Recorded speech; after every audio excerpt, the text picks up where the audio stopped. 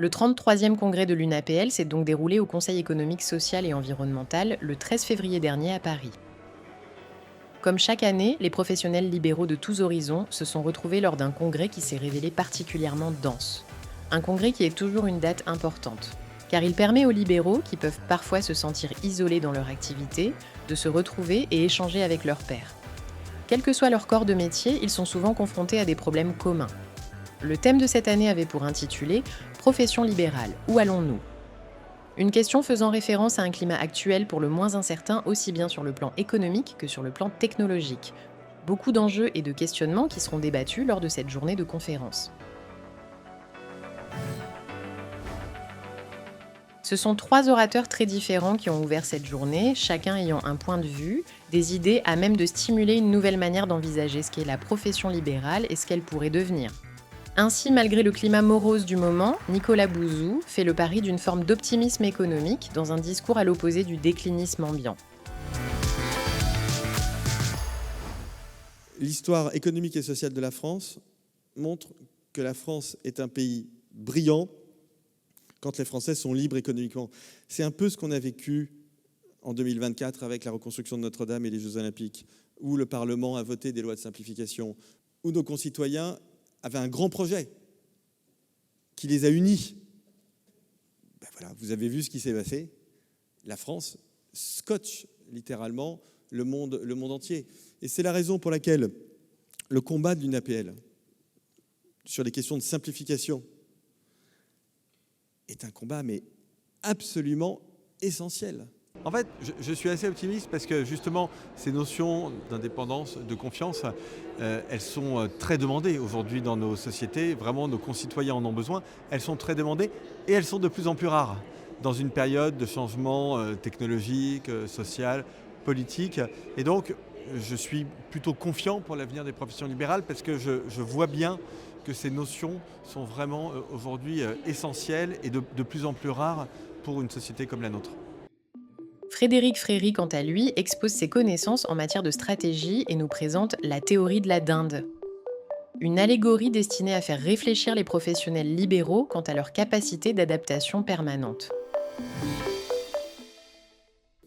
Et il y a un modèle que j'aime bien utiliser pour comprendre cette situation, je ne sais pas si vous le connaissez, c'est le modèle de la dinde. Alors, supposez une dinde, et elle remarque que depuis qu'elle est née, elle observe une amélioration continue de son bien-être. La quantité de graines qu'elle reçoit chaque jour augmente légèrement. Le fermier fait de plus en plus attention à son confort. Le fermier est la définition même du brave type, au passage. On change sa litière de plus en plus souvent. Enfin, tout se passe extrêmement bien. Et puisqu'elle est dotée d'un raisonnement inductif, eh bien, quelle conclusion est-ce qu'elle tire de cette observation du réel ? Eh bien, que ça va continuer. Eh bien, le 24 décembre, il se produit ce qu'on appelle, nous, en stratégie, une disruption. C'est-à-dire que brutalement, l'avenir de la dinde n'est pas du tout celui qu'elle avait envisagé. Et la règle qui est extrêmement importante en stratégie par rapport à cette histoire de dinde, eh bien, c'est la suivante. Le succès passé n'implique pas le succès futur. Pour moi, le message essentiel, c'est que le succès passé n'implique pas le succès futur. C'est-à-dire qu'il faut être capable d'innover, d'avoir des idées stratégiques différentes, parce que ce n'est pas les solutions du passé qui fonctionnent pour le futur. Et ça, c'est extrêmement important parce qu'on a tendance avec l'expérience et l'expertise, et évidemment ici nous avons des professions libérales qui reposent sur l'expertise et l'expérience, de croire que ce qui a fonctionné par le passé, si ça a fonctionné, ça devrait fonctionner dans le futur. Or malheureusement, l'expérience nous prouve que ce n'est pas le cas. Et donc être capable de toujours penser différemment, de sortir du cadre, d'échapper aux idées reçues, d'échapper au prêt-à-penser, me semble être des leçons très importantes à retenir. Gabrielle Alperne, quant à elle, a évoqué un concept d'hybridation. Concept qu'elle a développé dans un livre dont pourraient s'inspirer les libéraux dans leur manière de faire évoluer leur vie professionnelle. Explication. L'hybridation, c'est le fait que, alors il ne s'agit pas de s'hybrider avec la machine, il n'y a pas d'hybridation en machine, ça je n'y crois absolument pas, et puis surtout je ne le souhaite pas. Non, une hybridation justement entre les professionnels, entre les expertises, entre les compétences, entre les métiers.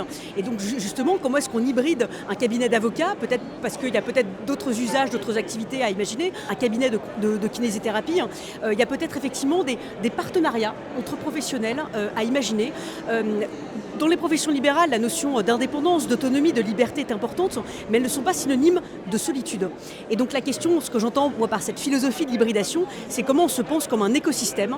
On ne peut pas faire tous les métiers du monde, en revanche on peut faire tous les partenariats, tous les mariages improbables du monde. Pour le grand débat de la matinée, les professionnels libéraux de toute génération ont témoigné de la façon dont ils se sont emparés des nouvelles technologies. Ainsi, l'intelligence artificielle qui, il y a peu, était encore une source d'inquiétude, est devenue un outil de leur quotidien qu'ils jugent désormais comme un atout indispensable à leur activité. Et le parallèle que je fais maintenant systématiquement, c'est avec ce petit outil-là. Je vous mets tous au défi de passer une semaine sans et de mesurer votre efficacité. Je pense que tous, autant qu'on est dans la salle, on ne serait pas capable de faire probablement la moitié de ce qu'on fait aujourd'hui dans notre semaine si on n'avait pas ça. Et je suis profondément convaincu que l'intelligence artificielle, ça va être la même chose. Par le biais de l'intelligence artificielle, il était aussi question d'intergénération, car le débat a permis de faire entendre les voix de nouveaux arrivants dans les professions libérales. Un échange qui s'est avéré particulièrement riche en enseignements, aussi bien pour les anciens que les jeunes libéraux. Je trouve ça super que l'UNAPL organise un congrès comme ça où les jeunes sont invités, où on peut donner notre avis, parce que c'est vraiment intéressant d'avoir les regards croisés avec les vice-présidents et nous qui sommes un peu plus inexpérimentés pour le moment. Mais voilà, c'est intéressant d'avoir ce regard croisé, je pense. Dans un registre plus officiel, la venue de Thomas Courbe a permis de mettre en lumière les avancées concrètes mises en place par le gouvernement pour les libéraux depuis l'année dernière. Depuis un an, on a beaucoup progressé dans l'identification de l'offre à la disposition des différentes catégories de professionnels libéraux. On a mis sur tout le territoire, on a déployé un réseau d'ambassadeurs, parmi lesquels d'ailleurs des professionnels libéraux qui vont aider leurs pairs à bien utiliser l'IA, à l'adopter, à identifier les bonnes offres. Et puis, deuxième chantier important, c'est celui de la diversification des sources de financement pour les professionnels libéraux qui ont besoin justement d'innover, d'investir, définir ensemble les règles, les guides qui vont permettre de concilier ces financements avec l'indépendance, avec la qualité du service aux clients qui sont l'ADN des professions libérales. Lors de sa prise de parole, Denis Rénal, président de l'UNAPL, a su faire preuve d'une très forte conviction, avec un discours particulièrement fédérateur, dont le mot d'ordre « ensemble » synthétise parfaitement l'esprit de ce congrès. Car derrière chaque entreprise libérale, il y a d'abord une femme, un homme, un engagement, souvent une vocation. J'aime ce que nous faisons parce que nous le faisons ensemble. J'aime ce que nous sommes parce que nous le sommes ensemble. J'aime où nous allons car nous y allons ensemble. Merci. Avec le village de l'innovation, l'UNAPL présente de jeunes entrepreneurs créateurs de start-up qui emploient quotidiennement l'intelligence artificielle.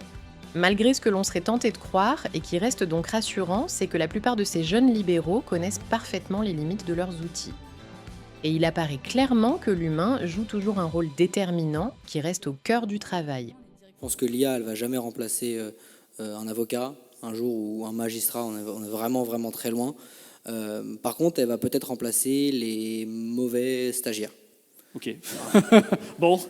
Effectivement, en fait. Dites bien ça à vos stagiaires quand ils arrivent. Non, mais un bon stagiaire n'aura rien à craindre, en fait. La place de l'humain et pourquoi elle reste un élément important. Ce fut le thème de la dernière conférence de la journée avec l'intervention de Luc Julia qui s'attache à démythifier l'intelligence artificielle. Et j'entends souvent des gens qui disent, les jeunes surtout, qui disent c'est pas la peine que j'apprenne un métier, parce que l'IA va le faire à ma place. Alors ça, c'est une bêtise fondamentale. D'accord ? Parce que si vous n'êtes pas justement spécialiste dans le domaine particulier dans lequel vous allez utiliser l'IA, vous ne savez pas si elle vous raconte des trucs faux ou pas. Les métiers vont changer un tout petit peu, les tâches changent.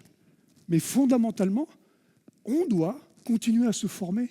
Encore une fois, il faut s'éduquer un minimum sur ces IA, comprendre ce qu'elles vont générer. Et peut-être que ce qu'elles génèrent, on ne va pas être d'accord avec et tout ça. Et si on n'est pas d'accord, il ne faut pas juste lâcher l'affaire et dire bon, ok, je fais, je laisse faire. Donc il va falloir quand même bien vérifier, être toujours là, être toujours on top.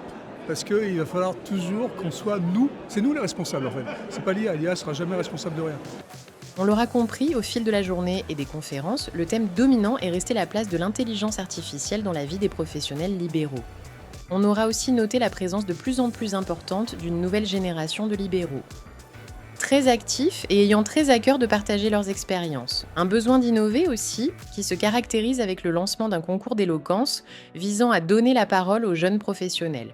Une nouvelle génération dont l'énergie communicative confirme que pour la majorité d'entre eux, la profession libérale reste un idéal à défendre. Même en tant que jeune professionnel libéral, on a une place déjà, on a une légitimité à être présent, à défendre nos idées, à prendre la parole. Et c'est me rendre compte qu'on n'est pas tout seul, qu'on n'est pas isolé. Effectivement, les vétos, on ne les voit pas toujours dans ce type de congrès, donc je suis super fière qu'on puisse être là. Et se rendre compte qu'il y a plein de familles qui englobent les professions libérales. Et encore une fois, qu'on a des enjeux communs, mais que du coup, on a autant de façons d'y répondre avec plein de visions différentes. Et que du coup, avec toutes ces petites visions-là, on va réussir à faire des trucs super.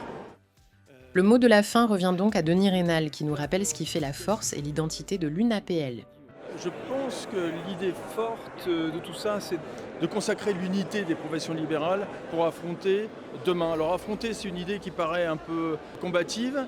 Il y a une partie de combat et puis il y a une partie où on est ensemble, il faut se sentir ensemble. Toute la salle a repris ce terme d'ensemble parce qu'on veut effectivement envisager un avenir autour de nos valeurs, de l'indépendance, de la responsabilité et du service rendu à nos concitoyens.